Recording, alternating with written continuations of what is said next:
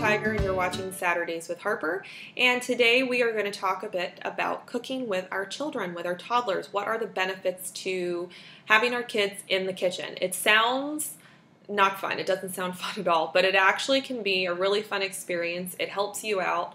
It helps your toddler out, makes them feel like a part of a task that you're doing, and it also can be really stimulating and educational for them as well. So I'm just going to go over some of the key benefits today. Of course, I'm sure you viewers, you guys have some other suggestions or comments.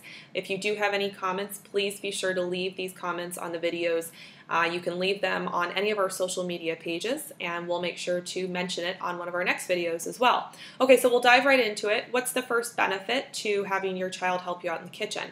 Food. Food is very different. Vegetable to vegetable, none are really the same. Fruit to fruit, etc. Nothing's really the same. Everything has different consistency, different feels, different looks, different shapes, different colors, etc. Looks, shapes, colors, all these things that I'm talking about, consistency, these are part of the elementary things that we need to teach our children. Now, in addition to that, food has different smells, different tastes, different textures. These are all senses. This is what our children, our toddlers really use to start to understand or explore the world at all. So why not make that available to them in a task that we already have to do for the day, which is cooking for our family. Involve them in the task and let them sort of use those senses. Let their brain develop even faster while we're going through some of our daily chores at home. Okay, another thing that we can do is food comes from different places.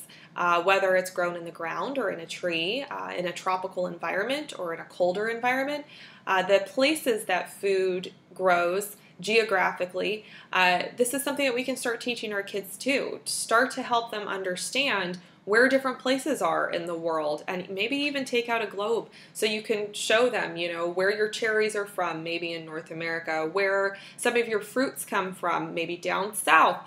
All these different things can help your child start to understand geographically what they're eating and where they're looking at on a map.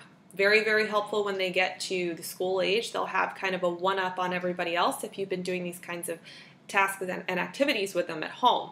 Another thing that cooking does is it helps children understand measurement and just basic elementary math. If your child can start to understand at a young age what a full cup is, what half a cup looks like, a quarter cup, things like this, you'd be amazed at how helpful that will be in their next few years and when they start to jump into school. Another thing, and there are two more things that I did want to mention. Providing or getting our children and our toddlers to follow instruction is sometimes the most difficult task of all, because they kind of veer off. They don't want to concentrate for too long, or they can't concentrate for too long.